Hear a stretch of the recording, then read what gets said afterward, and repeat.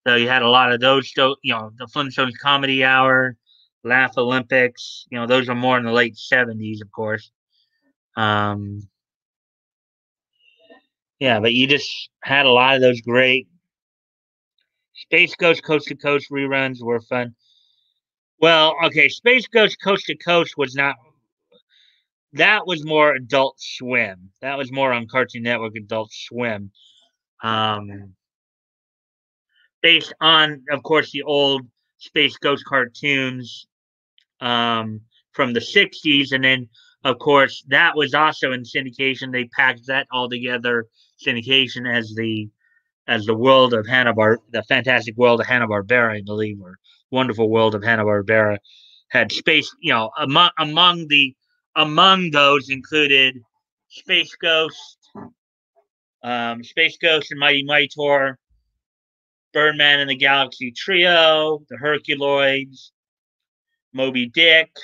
Actually, it was Moby Dick and Mighty Mightor, Space Ghost and Dino Boy, Samson and Goliath, Shazam, the Frankenstein Jr. and the Impossibles, um,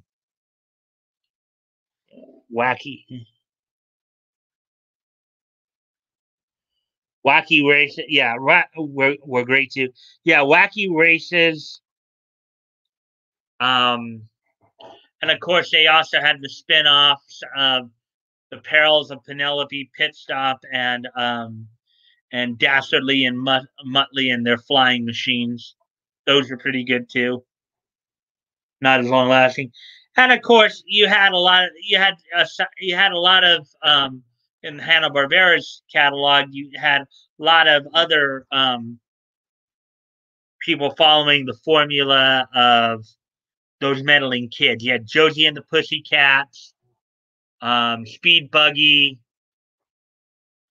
the Funky Phantom. Had a lot of those, a lot of those mystery type cartoons, you know, that would follow Jabberjaw. And of course, with Jabberjaw and Josie and the Pussycats, they even included the music in there as well.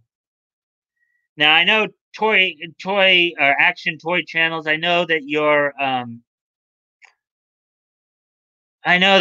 in Canada. So I don't know if you ever saw like these, but down here in the states, um, on ABC, we had something called Schoolhouse Rock, and those were pretty cool.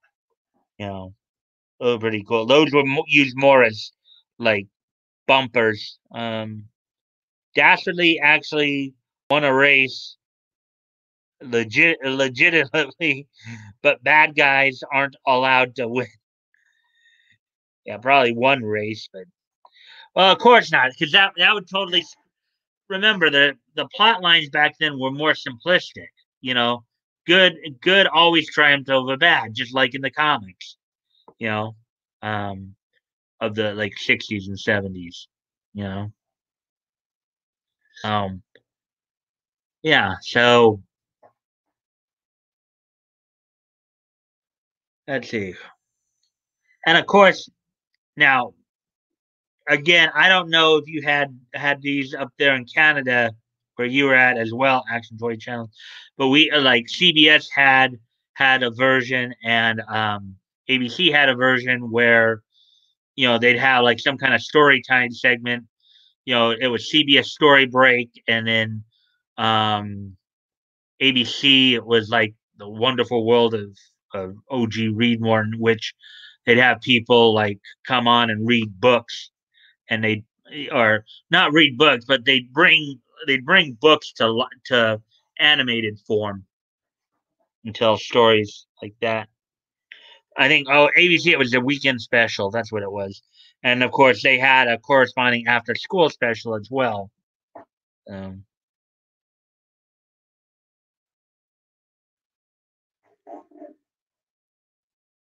and you have to remember too that like a lot of Hanna Barbera cartoons started out as as Saturday morning cartoons too, like Huckleberry Hound Show, which is where Yogi Bear spun off from. Yogi Bear was originally a segment on Huckleberry Hound, and then got his own show in '61.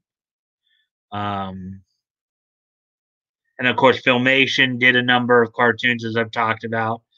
Most people know more of their syndicated work, but like Black Star and Brave Star were two of their Saturday morning cartoons that Filmation did.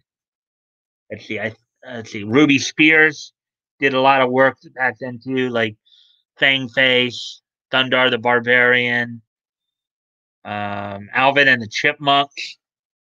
That's from Ruby Spears.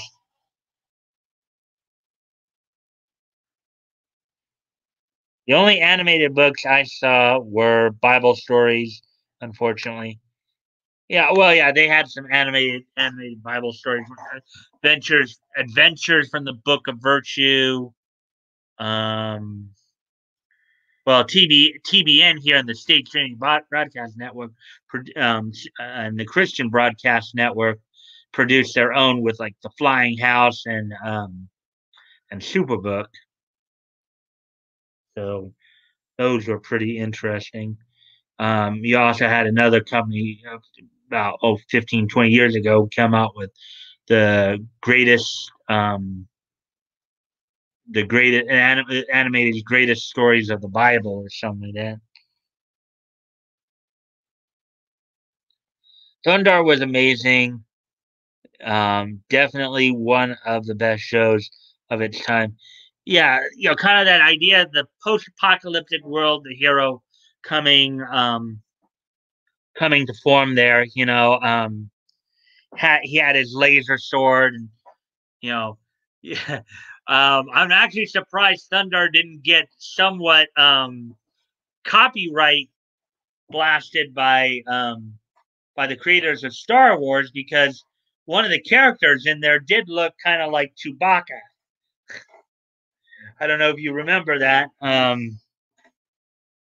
You would have thought that that would have been something. But be right back. My son's having a day. Or laugh out loud. Hmm. All right. So we have at least two other people in here. Again, if you guys want to comment, feel free to comment. Feel free to ask me anything. In the realm of anime, manga, cartoons, comics, pro wrestling, or even voice actors. I know about a few voice actors out there too. Don't know if any of you've seen my latest VA profile, Voice Big and Small, Mona Marshall. Um, she was one of those who was known for doing doing a lot of, she's one of those voice actresses that's known for doing a lot of young male characters, prepubescent. So excuse me a moment when I go off screen real quick here.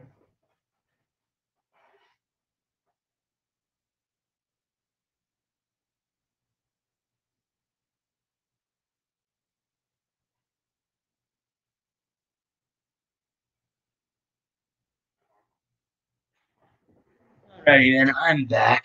I do hope you all are enjoying the stream so far. Again, not as much news to go over, but I figured I could come up with stuff to talk about, even when there's not much in the way of news.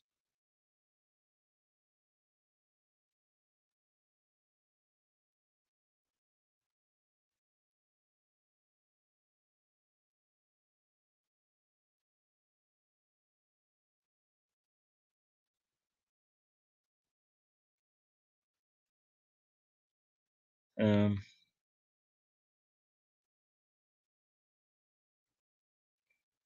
Back. Okay.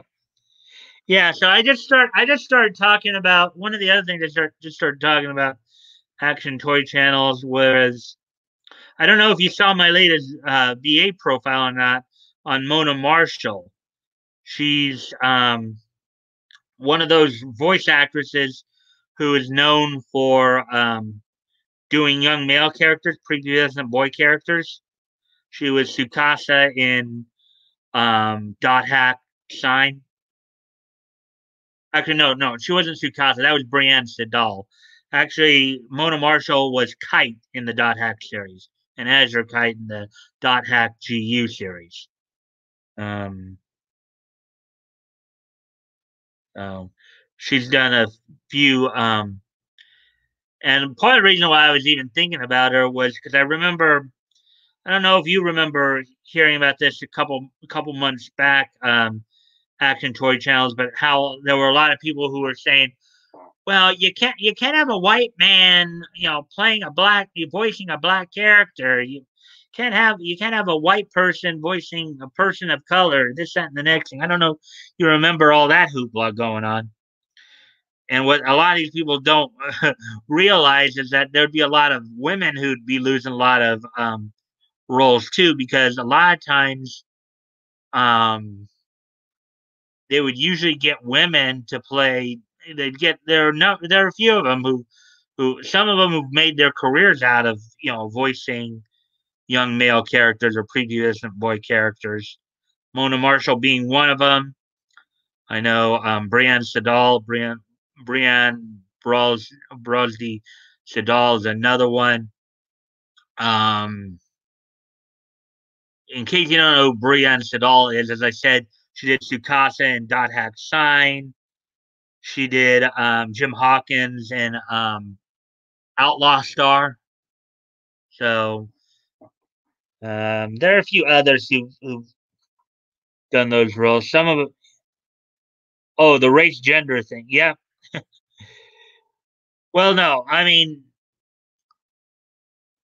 you know, it wasn't a, yeah, the race gender thing. In other words, you should only voice your own race or gender, which I think it's kind of stupid, but the whole point of acting is being able to pretend you're somebody else. So, um, you know, um, but yeah, there have been a few women over the year, like who have done young boy characters. And Mona Marshall and Brienne Siddal are two of them. Wendy Lee has done a few of those roles as well. Um, let's see who else can I? Well, of course, Debbie Derryberry is is one who's in recent years known for doing it. Derryberry, of course, was the voice of Zatch Bell in Zatch Bell, as well as Jimmy Neutron in the Jimmy Neutron series. So there's another one who somewhat made a career out of it. I think Tara Strong's done some roles as young male characters. Quite a few of them. Dot Hack Sign was awesome. They also had the male lead in that anime forced gender swapped from female to male. Hmm.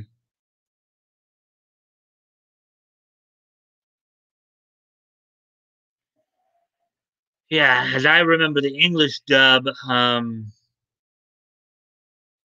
let's see.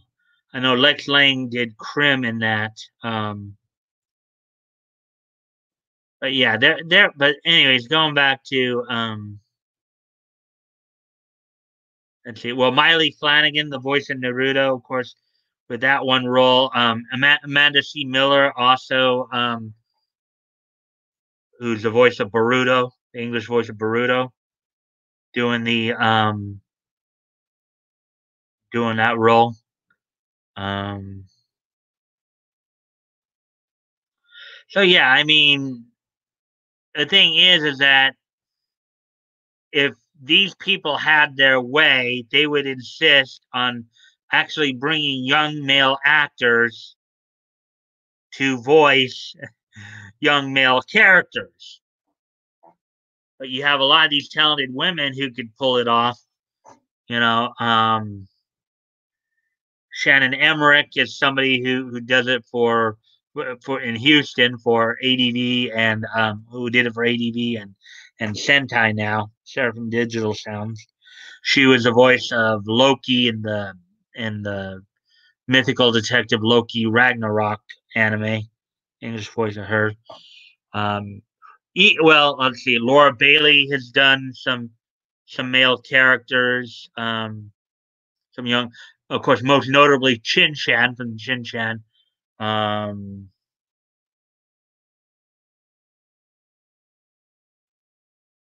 can't think of any of the others right now, but oh, she's done some spot voice work as young male characters as well on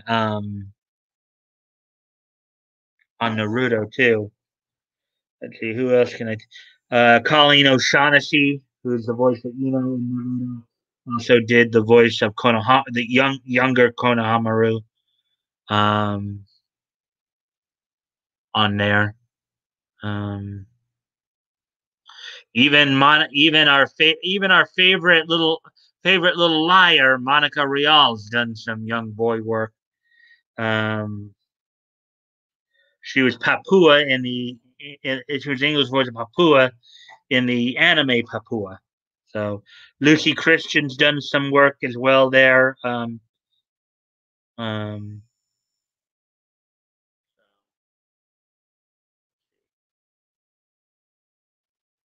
course, Veronica Taylor, known for the first voice of Ash in Pokemon.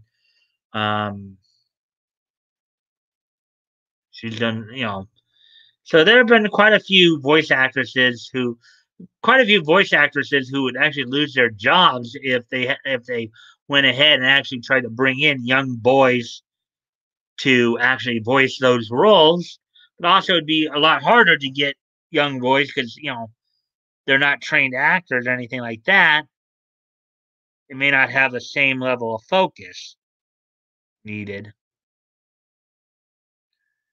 Um, yeah.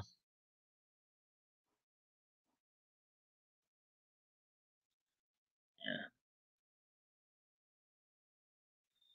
Well, I've been talking for a while. Anybody got anything else they want to ask or add or anything like that?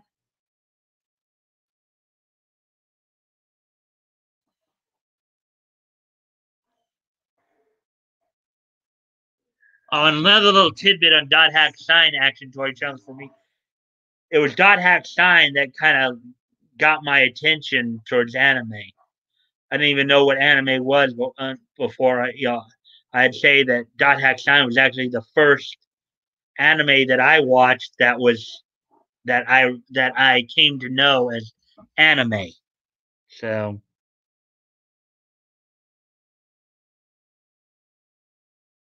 and I do hope you guys are enjoying a lot of the information here that I'm pointing out.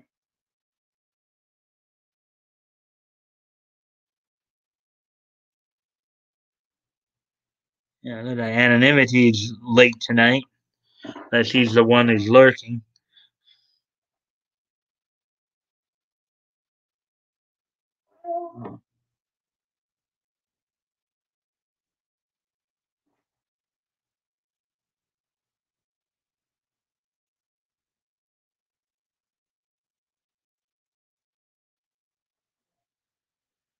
Hmm.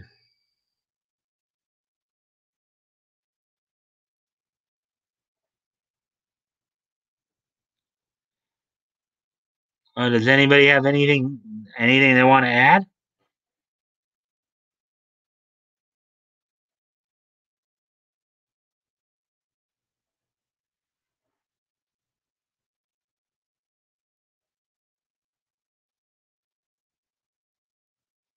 Hmm.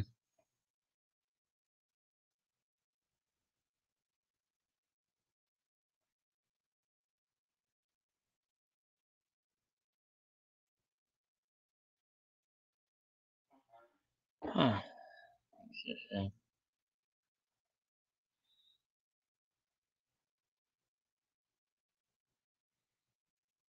My first and still fave anime is Nausicaa and the Valley of the Wind. Hmm. Yeah, wasn't that a movie? That was a Ghibli movie, wasn't it? If I recall, Ghibli movies have some pretty good scenery in them.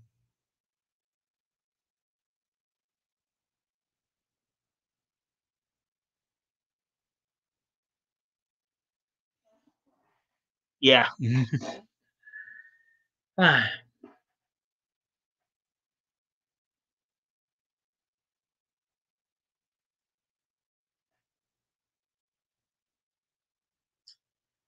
Yeah, as I mentioned earlier too, there were number when I was talking about the Power Rangers comic, there have been, comic book companies that have made, TV shows um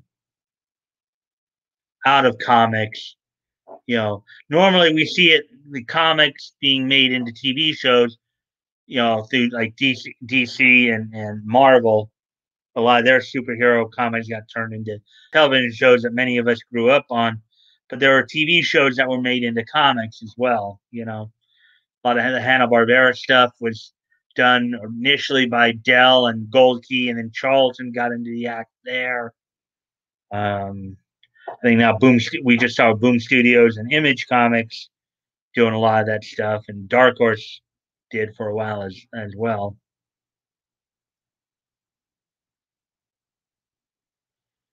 Yeah.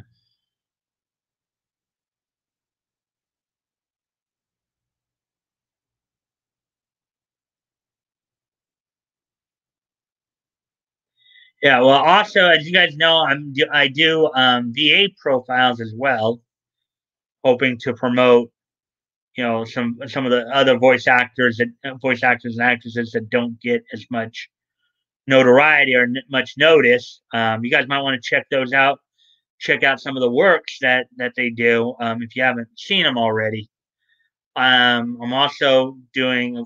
I also recently did my most recent edition of Squared Circle Calendar, which is historical retrospect of professional wrestling. You might want to check out as well. So, also, as I mentioned the other day, this Saturday night on Toonami, be the Toonami premiere of Assassination Classroom, English dub of that at 1 a.m. As I mentioned the other day. So don't know if you guys watch Toonami or not, but if you do, that might be something you might want to check out. Um,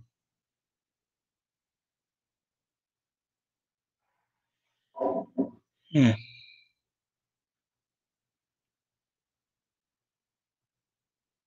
I think He-Man did it best. Started out as a toy, then became a show. Well, yeah. Well, there was a lot of that going on in the '70s and '80s, where there was a lot of commercialization with the cartoon. A lot of cartoons were hooked to their merchandising. He-Man and She-Ra and Filmation, Challenge of the GoBots, Transformers, GI Joe. A lot of them were linked to the Cabbage Patch Kids, Rainbow Bright, Strawberry Shortcake, Teddy Ruxpin. Um, they were all had My Little Pony. They all had. Well, Hasbro now does a whole bunch of cartoons. They even have, you know, um, Discovery Kids, I guess, or what have you. They'd have a lot of cartoons based on Voltron was another one. Had a lot of merchandise involved in it.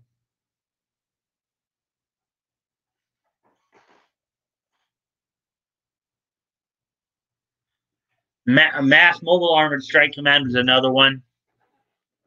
Had a lot of merchandise associated with it. Oh, we're back up to 5. Hello. Hello, everybody.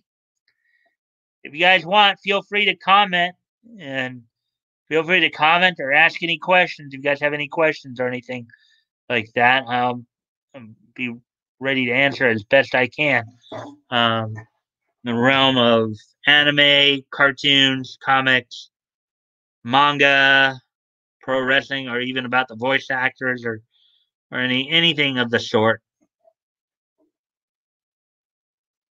Oh, Batgoat's here. Long time no see, Batgoat. Haven't seen you in a while. GoBots were dope. My brother and I collected those over Transformers. Yeah. Hello, Batgoat. Been a while. My grail is the 22-inch Space Voltron. Hmm. Hey, that goat. Oh, boy. Oh, boy. Yeah, that's a good 80s toy. Yeah, anonymity had even told me he hadn't seen you around on any of the other streams much of late. Everything okay with you, man? I've seen you around in a while, in about a week. Actually, you were here Friday, I think. I think you were here for the interview with the Knuckleheads, right?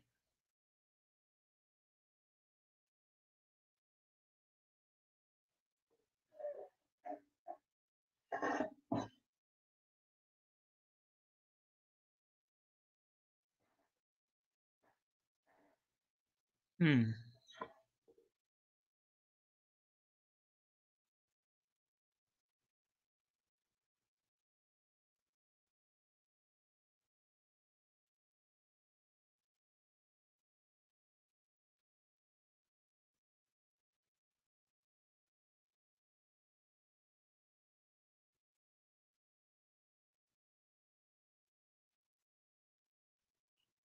I'm good. I was here on Friday.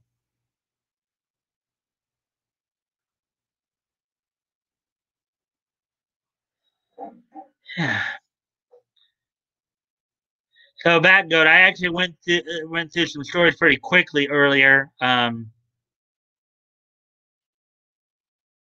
One was about DC fandom and how they how covered that event a little bit, and I also talked about the Power Rangers comic coming out, and I also talked about story that Hero Hay did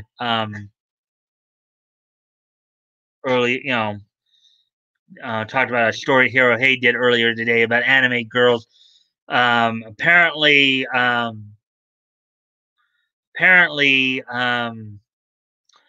the twits are getting upset again now, even though the cause is something they're more apparently. So they're the Minister of Environment over in Japan was using anime girls to help promote the cause, and the twits went at it again. Um,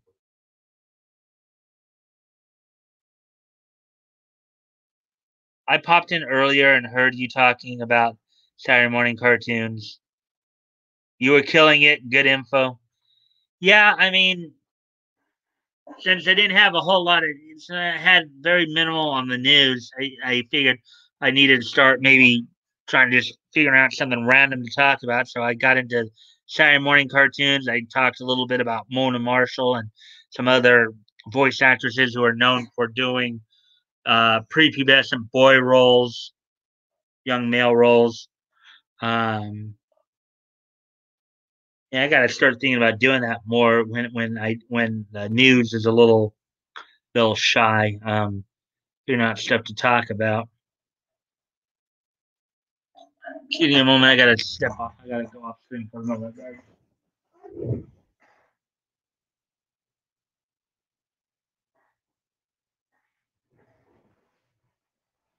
So back go. What about you? What were some of your favorite Saturday morning cartoons?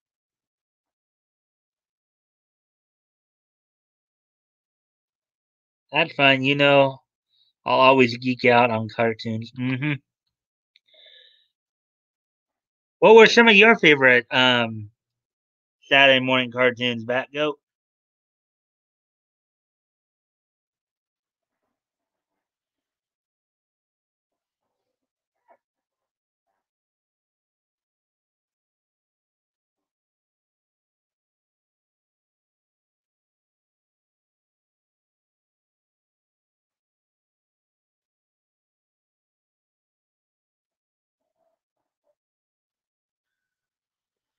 Hmm.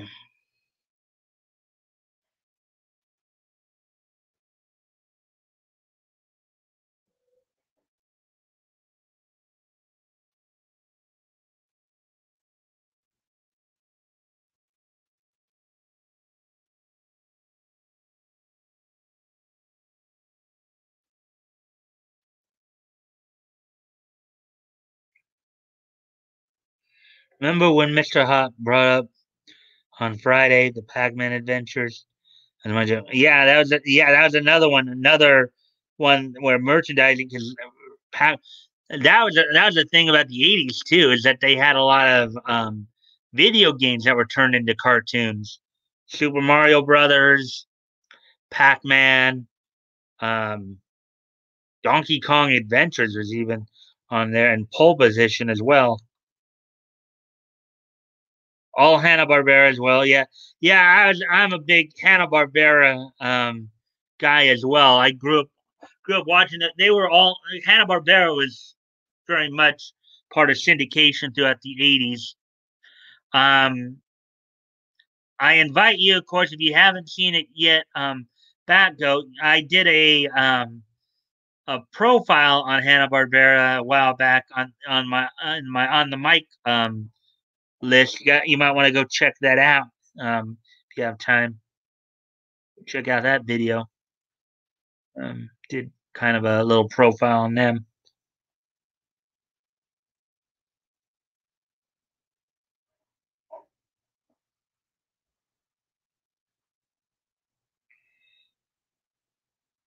Pole Position was a cartoon. That fellow. Yes, it was. It actually was in the. Uh, let me see. Um, I'll look for that. Okay. Yeah, it was. It was. It actually was a cartoon. Believe it or not, Pole Position.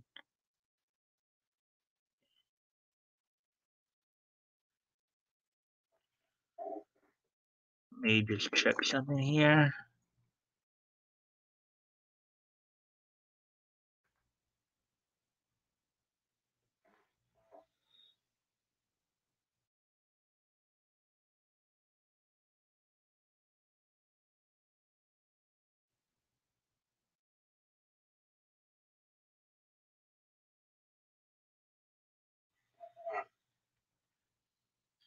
It had a 13 episode run in 1984. Um, some of the individuals who lent their voices to the series included David Coburn, who would go on to be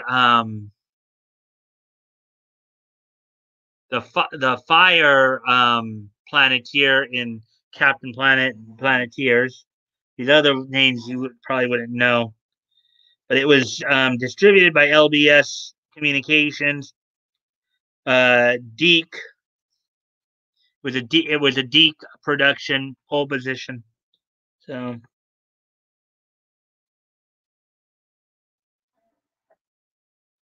oh, Woody's here. Hello, Woody. Let's see. Okay, I'll look for that. Let's see. Johnny Quest and Fantastic Four stand out. My memory, yeah. Those are definitely good ones in the '60s. Hey, Woody, how you doing? Haven't seen you in a while either. Did F Zero get a cartoon? I think there is an anime or something like that called that. Johnny Quest, Tim Matheson did the voice of Johnny in that, of course. And he had Mike Road, who was one of Hanna Barbera's main guys in the '60s. There, Mike Road was did a number of the voices, including Race Bannon and Johnny Quest. He was Xandor and Herculoids. Um, and he was Og and Dino Boy as well. Yeah, top. Okay, oh wow, you guys are going through some stuff here. Top Cat and El Kabong were some of my most enjoyable shows. El, actually, I don't know if El Kabong, that was quick draw. That was Quick Draw McGraw. That's the name. One of the reasons I pay $3 extra a month for Boomerang. Also have to have Smurfs too. Yeah, but the thing is that Boomerang, Boomerang. Granted, I know they did start with like Looney Tunes, MGM cartoons, Smurfs, but for the most part, aside from those, it's Boomerang's now become more like a Cartoon Network cast-off channel. Like a lot of stuff that's getting older on Cartoon Network is getting thrown on there now. A lot of the other Hanna-Barbera properties are not getting shown on there as much. In fact, the Flintstones moved to another channel altogether. Now, the Flintstones were the '60s version of the Simpsons in a way, but a main memory of the day JFK was shot was that the next day was Saturday and there were no cartoons on. Yeah, I think again a little before my time, but I've but yeah, I do remember hearing about that story. How the next day they had like all day news coverage of President Kennedy's shooting and his eventual death. Wow, dude, that's heavy. Yeah, Mike, I've been lurking some. I know a little about anime, so Dawes Butler, the great voice of Quick Draw, among others, yeah. Um, I think he did Yogi Bear as well. Well, Woody, don't feel shy. Okay, um, you can always ask me if you want to go on to another. If you want to ask me about anything, okay, maybe anime isn't as much your thing, but obviously you're more into cartoon side of it. I mean, I welcome all the questions and comments and stuff like that. I just welcome a good conversation. So don't be shy. Don't be shy. I know you might lurk. You know, listen in and try to get some input. Some understanding. But if you got something to say, go ahead and say it. Yeah, Top Cat was great. It was Milton Berle. The way Fred Flintstone was Jackie Gleason. Yeah, because what you have with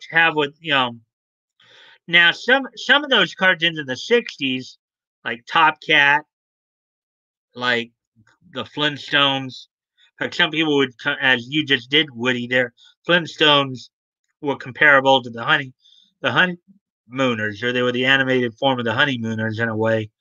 Um, Jetsons, they all started out as primetime action shows. You know, like the Flintstones, Top Cat, the Jetsons.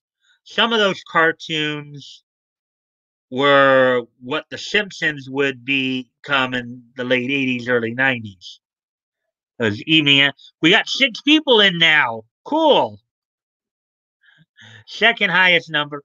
I don't, and I don't know if you guys remember this or not, but the other night on Friday we hit a record of 11 people in here. So I hope we can get more. Oh, we have somebody in here now. Hold on, let's see. Let's get through these comments here. Yeah, they have some good deep stuff. Full Adam Ants, Pink Panther in entirety. Other little things make it worth to me for Boomerang. I also pay for Shout TV to get MST K episodes. Okay. Oh, hello, Adifos. Hey, I made it. Hey, Adifos, how you doing, man? We're just talking some classic cartoon stuff here right now. Kind of went through the news already, so um, I never liked Flintstones, Jetsons, or Yogi. Still don't like them. Um, any particular reason why you don't care for them, Batgoat? Is it just that you just don't care for slice of life or anthropomorphism? Hey, Adipose.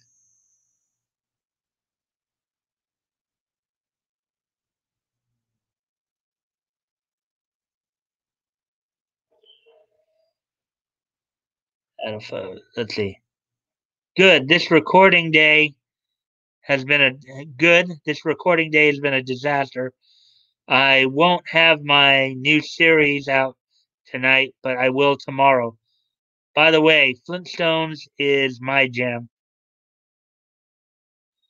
Yeah. I mean, I didn't get into it as much as a kid, but as I got older, I would watch some of them. I think some of the more attractive episodes of the Flintstones for me were, of course, the episodes with the Great Gazoo, little alien that would come, to the Stone Age time and really be, and really, it's like he was like, oh, it was almost like Fred and Barney's personal little genie. Hold on a sec, Dad. Excuse me a moment, guys.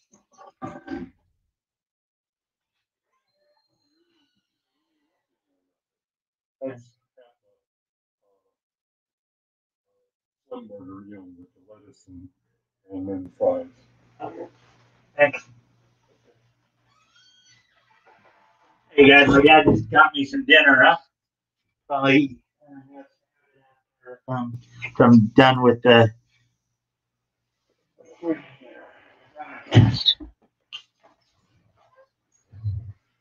Let's see what you guys see. Wow, we got a real good conversation here going, guys. I'm really glad you guys are chatting it up here. This is one of the things I hope to have as part of my stream, these good conversations. Have out loud, mine too, Adipose. Just didn't like them. I liked other Hanna-Barbera stuff when I was real little, like early 70s. It was all Merry Melodies and Heckle and Jekyll from the Terry Tunes, Heckle and Jekyll, as well as Mighty Mouse. Yeah, I like Laugh Olympics too. That 1977 Hanna Barbera special, in which they had all the Hanna Barbera characters split up into teams. You had the Scooby Doobies, the Yogi Yahooies, and the like now I'm drawing a blank on the third team. Scooby Doobies, Yogi Yahooies, and and I can't. I think the third team I know is led by Dynamite. I think, but um, anyway, well, I can always look that up. Let's see. Let's see.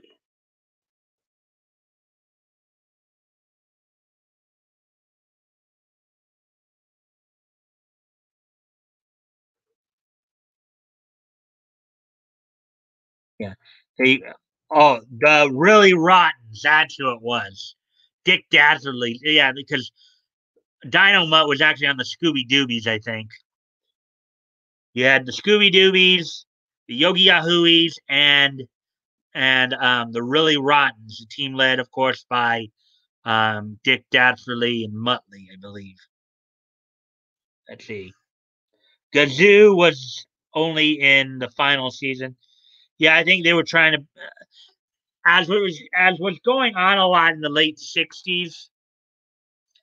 You did have much of a push of the sci-fi push going on there. You had a lot of the sci-fi. You had, of course, Star Trek started in '66, as well as the live action Batman show. You had a lot of the sci-fi stuff going on. So, and I think '66 was the final season of the first run of the Flintstones. So, putting the Great Gazoo in there. And of course, you had the psychedelic stuff with the Spider-Man series from Grantway Lawrence as well. So you did have the Fantastic Four 1967 Hanna-Barbera Fantastic Four series in there too. Dinner, nice. Yeah, liked Felix when I was a yeah, he yeah, I mean even his black and white stuff was in syndication when I was very young. Um Chop Suey was something found I always found cringy. Really rotten. Yeah, I realized that. I looked it up. Laugh out loud. Look at chat, Mike. Yeah, I am looking at chat. All right, I'm very happy that you guys are engaging each other. I mean, this is basically Muttley was the best character that really run. Yeah, with that little snicker he'd do. uh, oh, we're finally coming up on an hour and a half here. Hmm.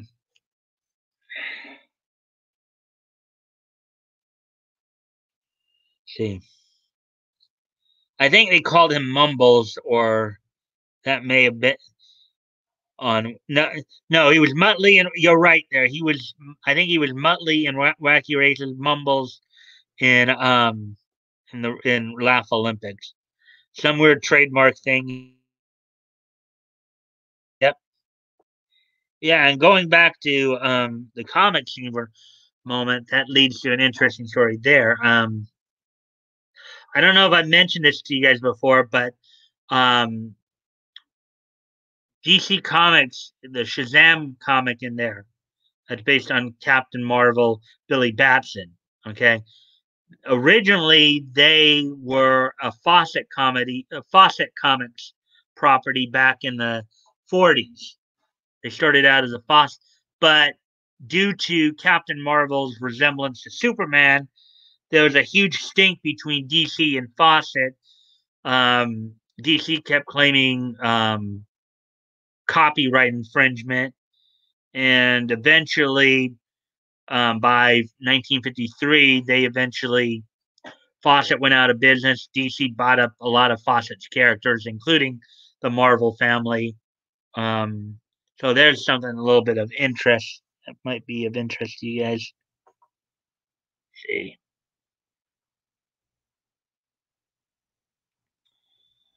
Yeah, so now this week, of course, now to give you guys a little heads up, this week unfortunately I don't have any guests lined up for Friday, and I think it's too short of a. I am trying to get guests for September for the Friday night forums, so hopefully I'll have some more guests in September. So this Friday, what I'll probably do for Friday Night Forums, I'll open up the studio again for you all to join me. For any of you who want to join me in the studio to share your thoughts, and maybe we can talk about some of the news stories. Or talk about stuff like this, what have you. So just be ready for that. Um, 7 people now. Woohoo! 7 people.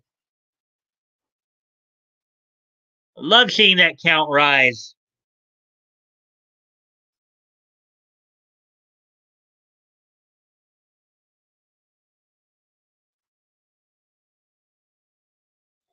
YouTube's still saying 6, but here on Streamlabs it's saying 7.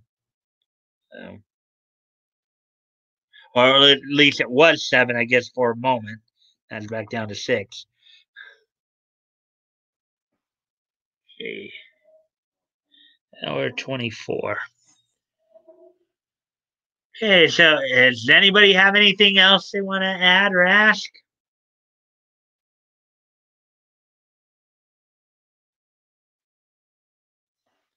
And remember, if you came in late, you can always go back and check out the stories from earlier as well.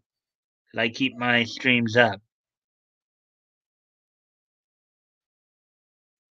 So we've had Adavos in here. We've had Woody Mueller, Batgoat, Action Toy Channels. So that's like 5 people right there. Probably have another person lurking in here somewhere.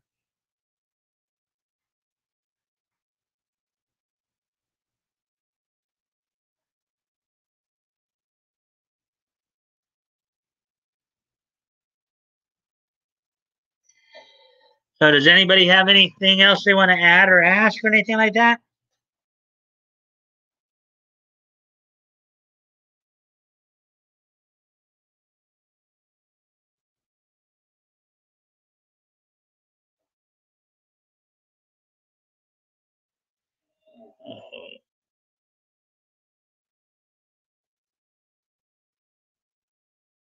There's that 7.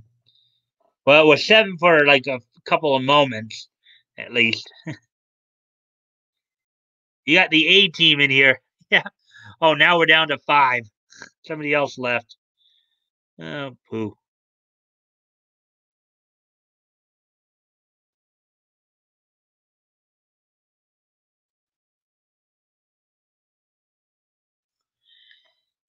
Yeah, well,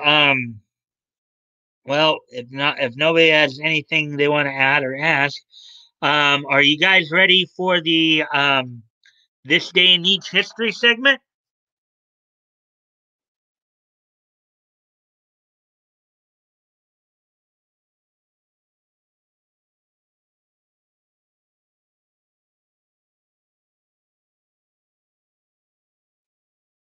You guys ready for this day in each history?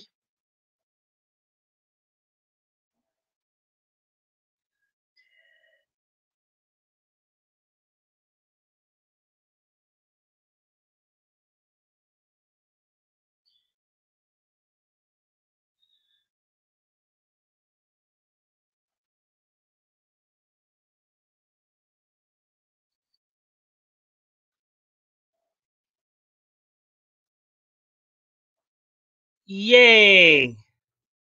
Sure. Yay, history. Okay. So good. Okay. So today is Wednesday, August the 26th. So let's take a look back at this day in each history, this day in the world of anime, cartoons, comics, manga, and pro wrestling.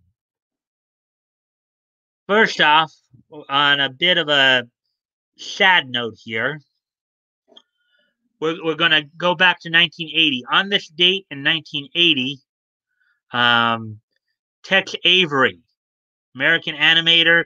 Oh wait, what am I doing? I forgot, I forgot to share it with you guys. Oh boy. Okay, so let's see.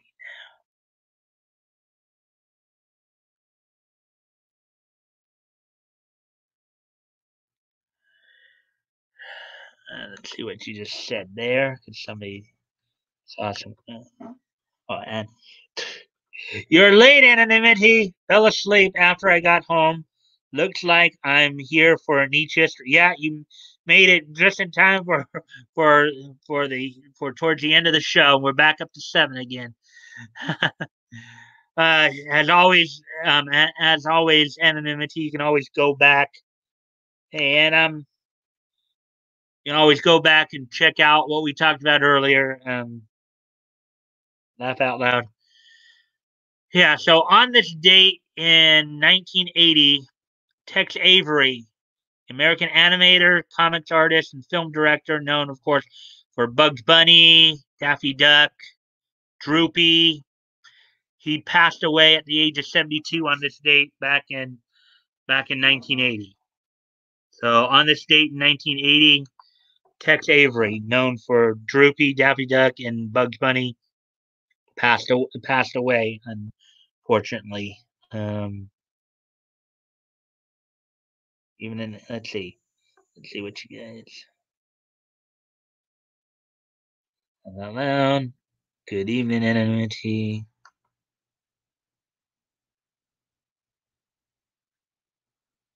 Hey, hey, back.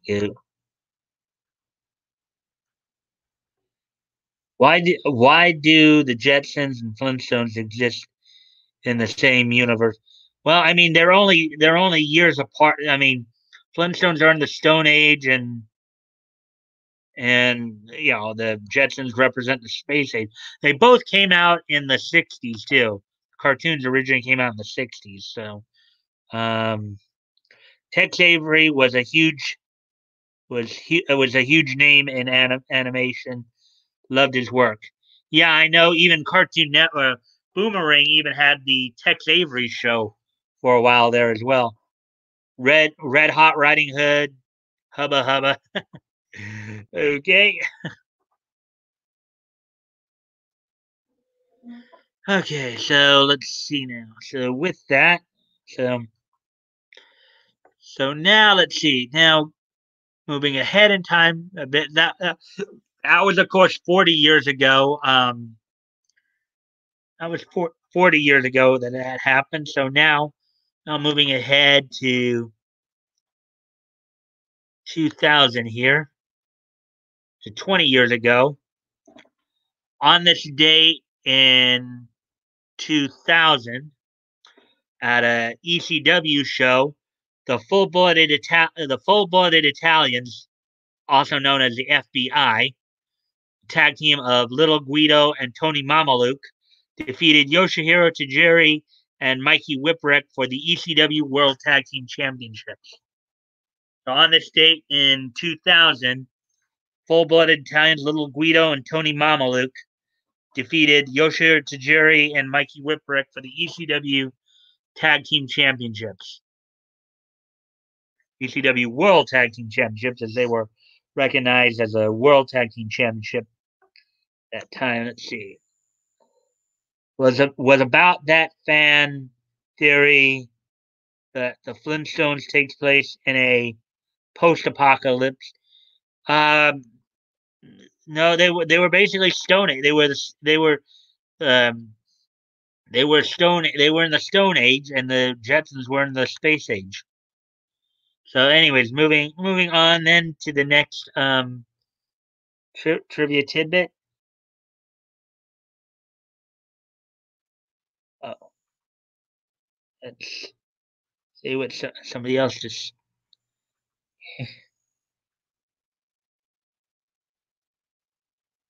Let's go. Hit it with me, Mike.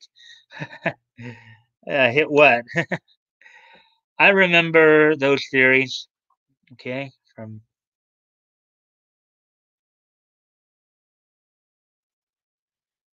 okay. So, anyways, the next thing here.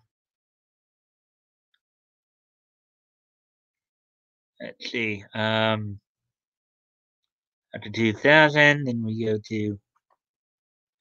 Then we move up to 2010, which was 10 years ago.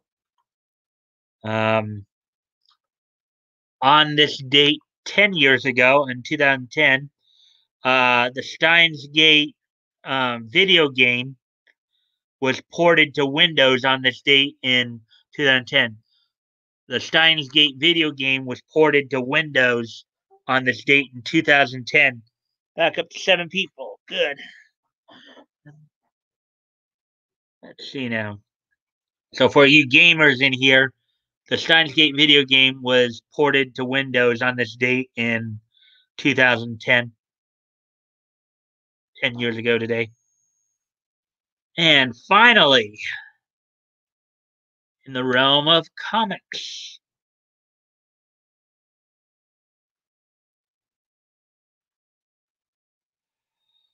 on this date in 2015, Image Comics would release on the newsstands the 20th issue of East of West. That comic is still going on, as I understand it. Let me see here. Yeah, it's still currently running. So on this date in 2015, 5 years ago, the 20th issue of East to West went on newsstands from Image Comics. So with that, that's a lot of the stuff that's happened on this date in Nietzsche history. How did you guys like hearing about some of that stuff? F. Okay, why you posting an F there, Adifos? What's wrong? What's with the F?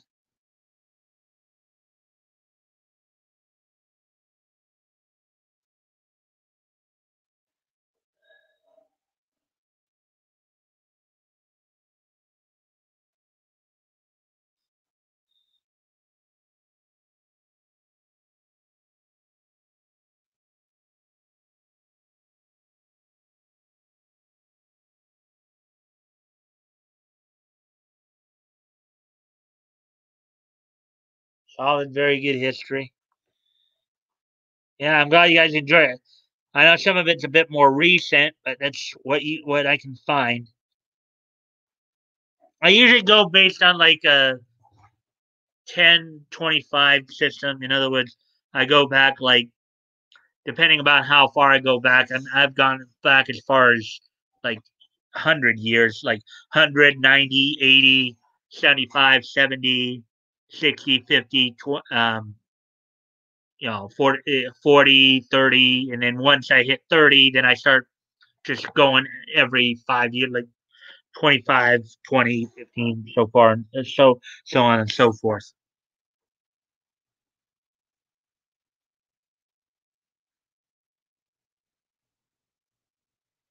More history equals better. Yeah. Yeah, I mean, when I really like it when I have all four niche areas covered for that um, anonymity. And plus, that's even more to talk about. If people, depending on if you got maybe you guys remember reading a particular comic or watching a particular show, or like when I talked about Tex Avery there, Batgoat gave us some commentary on that as well. So have you guys I know some of you came in pretty late, but did you guys enjoy the stream tonight?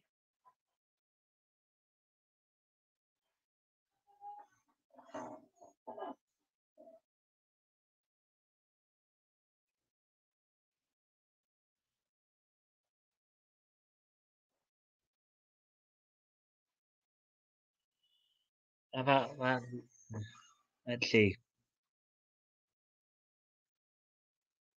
How loud we like our history. Yeah, it's always good to reminisce. So great stream. Thank you, Batgoat. I'll be catching up later. Yeah. Haha, Batgoat, very true. All right, guys. Well, I'm running a little low on verbal energy here, so um but I'm glad y'all joined me tonight. Um I hope to see you tomorrow night. I'm gonna close it out here. Always remember, guys, if you like this content, please consider liking, commenting, sharing, and subscribing. If you haven't subscribed already, please do, to where you can get the notifications. Also, as you guys know, if you look down below, you can always message me on Discord or comment in the community tab. I'll, usually respond as quickly as I can. Um, also, as you guys know, I'm still promoting the the studios as well as promoting the GoFundMe and Indiegogo projects. As always, guys, never feel like you have to give. If it's on your heart to do so, you have the means to, please consider doing so. If you've already donated, please consider donating again. And if you can't, you can at least still help out the cause by sharing the link. Sharing is caring. So, anyways, guys, I'm gonna wrap this up here. Let's see these last few comments here. Okay, I caught that. Peace out, y'all. Thank you for the stream and have a good one, everybody. Thank you too, anonymity. 10 out of 10. Thank you, Adifos. Tex Avery. Is that what you were effing? Tex Avery? That what you were, that happened like 40 years ago. He was 72 years old when he passed away. But anyways, okay, guys. Well, thank you again for joining me, and I hope to see you all tomorrow night. preferably on time, of course. um, but I still enjoy having you guys here. So I'll see you guys tomorrow, hopefully. All right, night.